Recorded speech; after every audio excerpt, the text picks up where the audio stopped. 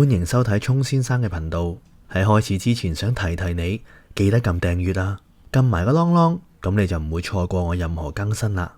已經訂閱咗嘅網友都多啲留意下有冇被取消訂閱，當然都唔記得讚好、留言同埋分享俾你嘅朋友啦。如果想聯絡我或者支持我嘅網友，可以通過片尾嘅資料。唔阻大家太耐啦，去片。大家好，我係聰神。上個星期最熱烘烘、最振奮人心嘅話題，莫過於就係港版嘅國安法喺人大會議上面審議同埋表決緊啦。咁呢件事就肯定有人歡喜有人愁噶啦。我相信呢幾日呢，大家喺新聞同埋社交媒體上面都接收咗唔少資訊，同埋經過唔少討論噶啦。當然啦，中間都不乏抹黑，同埋我見到有唔少網友呢對呢件事都仲係好多疑問嘅。所以我今日打算喺呢度做一個最強嘅懶人包俾大家，希望大家睇完呢條影片之後可以知道得更多更清楚。首先呢，我都表達下我自己對呢件事嘅睇法同埋感受啦。其實我覺得國家呢對香港都真係不薄噶，明明可以由得佢爛落去嘅，但係睇見香港民不聊生，自己仲要抵受咁多外部嘅壓力，最後都係忍唔住出手啦。我亦都再一次深深感受到物為言之不喻嘅張力。今次呢，其實真係要多謝何君堯議員同埋一眾藍營嘅 KOL 力推國家安全法。咁我喺呢度呢，都特別多謝李梓敬同埋 Simon 引用咗我點評大衛 Sir 同芒向討論嘅時候講過嘅防火故事。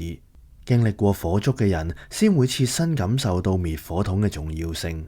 當然中間都唔少得有反對派嘅完美助攻，佢哋成功推翻咗逃犯條例之後，為香港帶嚟咗國安法。我諗呢個都算得上係最強嘅蝴蝶效應啦。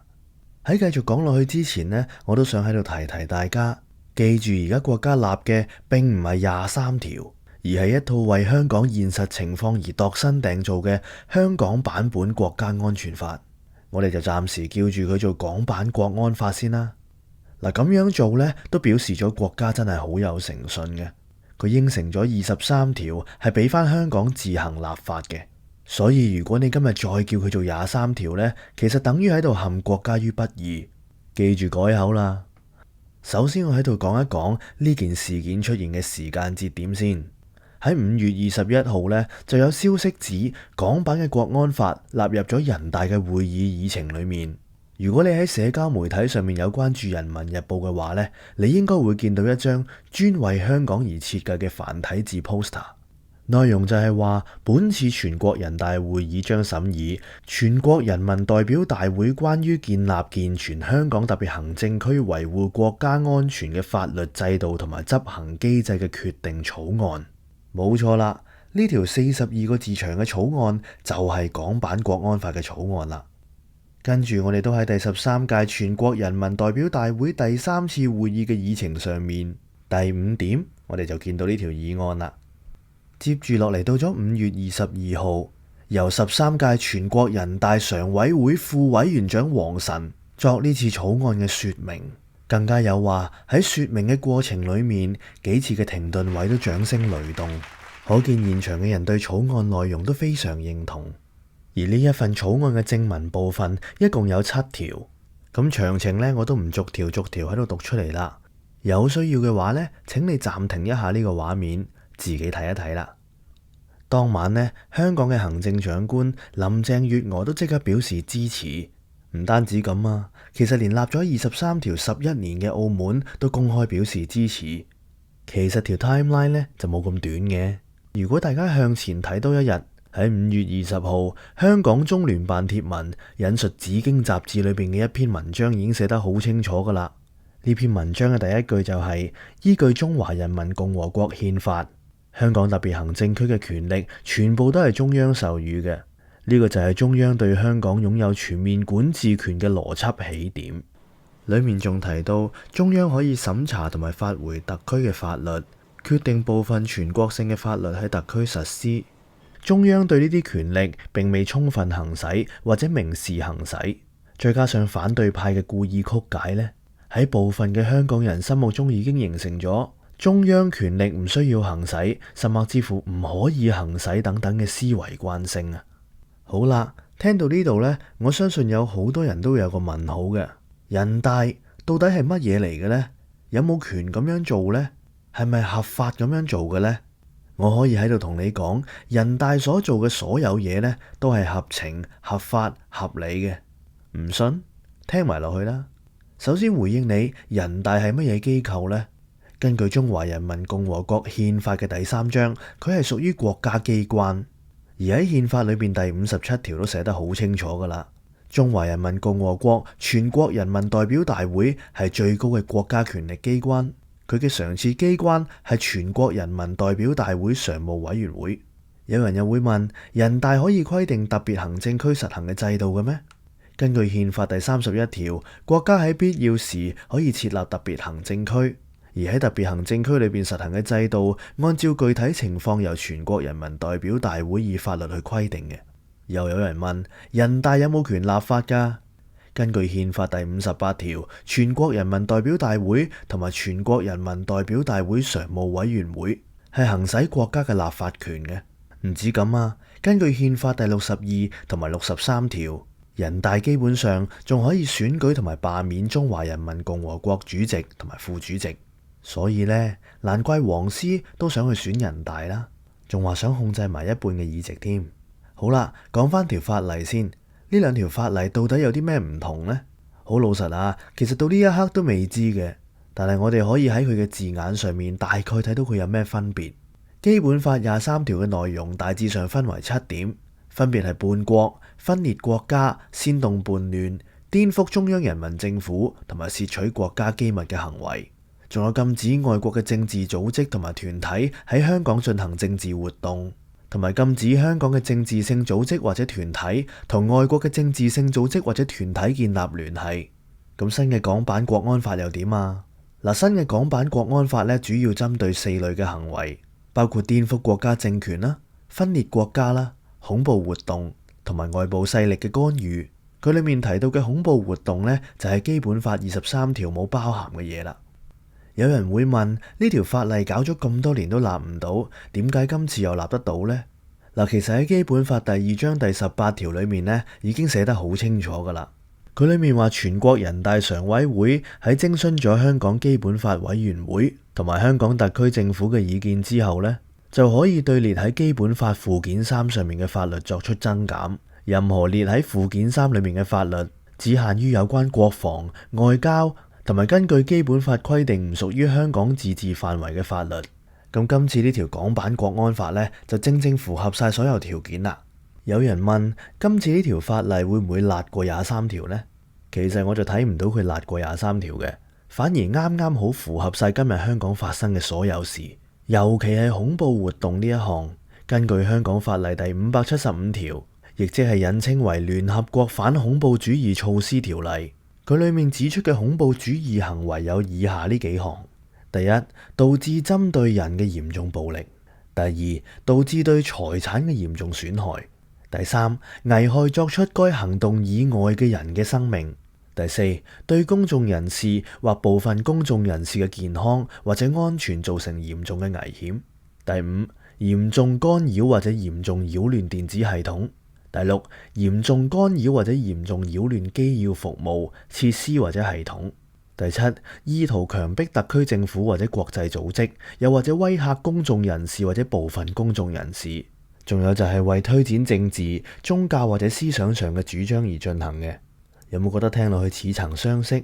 完完全全就係呢幾個月發生嘅事呢？所以你話辣，我唔認同啦，我覺得啱啱好。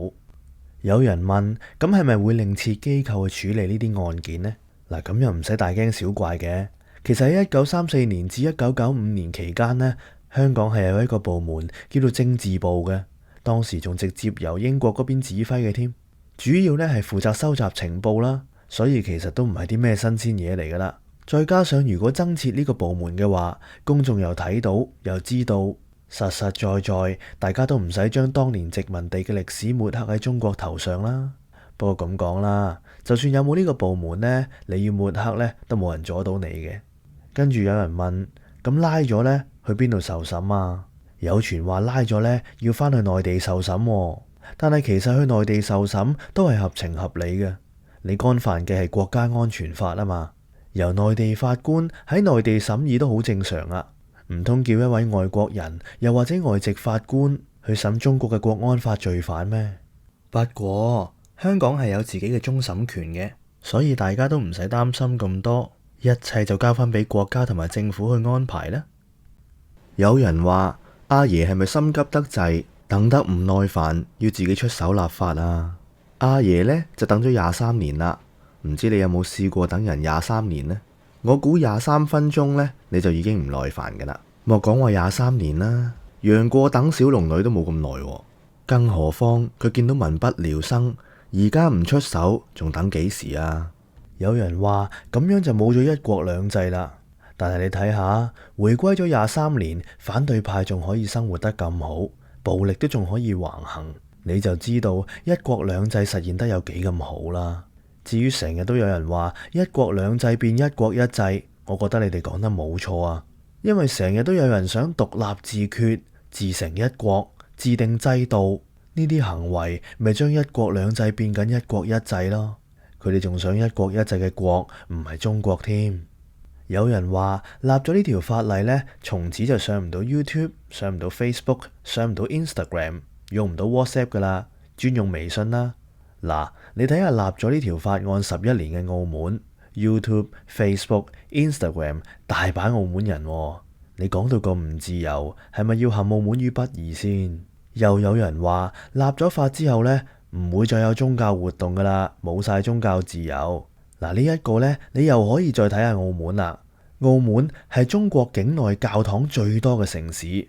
連佢最有標誌性嘅大三巴牌坊前身呢，都係一座教堂嚟嘅。唔該，真係唔好再抹黑啦。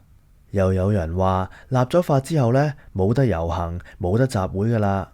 不如咁啊，你又去睇下澳門啦。其實澳門都有遊行集會嘅自由噶。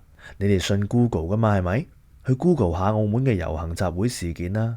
跟住呢，又有人話立咗法之後呢，香港就會冇咗個獨立關稅區噶啦。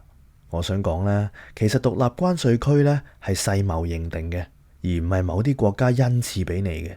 嗱，香港咧喺1986年成為關稅及貿易總協定嘅單獨締約成員，其後更加成為世貿組織嘅始創成員。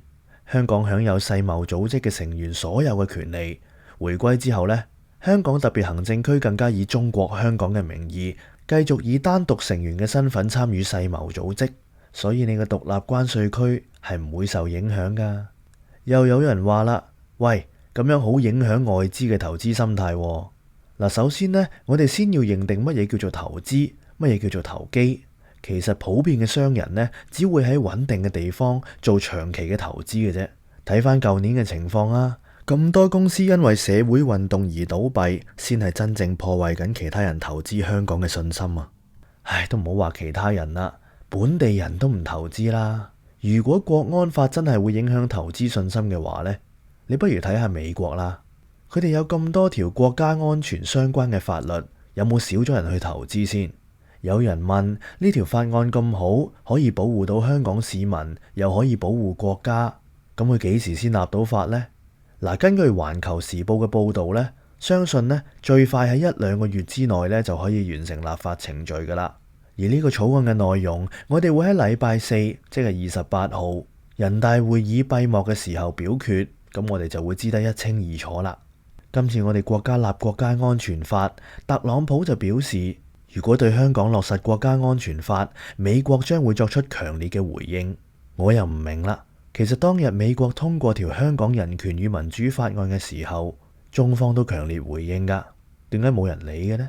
點都好啦，我自己裝翻把鎖喺自己屋企門口，你都要強烈回應嘅話，我都真係唔知講咩好啦。我覺得呢，大家唔使擔心咁多嘅，因為我對我哋嘅國家有十足嘅信心。點解？如果呢度有爹哋媽咪聽緊嘅話呢，就應該會諗到噶啦。有人想搶你個仔，想教壞你個仔，你又可以為個仔做幾多呢？我相信為咗個仔，你可能連死都願意啊！今次亦都係一樣，呢次搶你個仔嘅人不但只挑戰你嘅母性，仲喺度挑戰緊你嘅民族同埋你嘅國土完整性。換着係愛子心切嘅你，又會唔會妥協呢？我哋都係唔好諗咁多啦，全力支持呢位媽咪啦，為咗母愛，為咗國家，為咗呢個民族打打氣。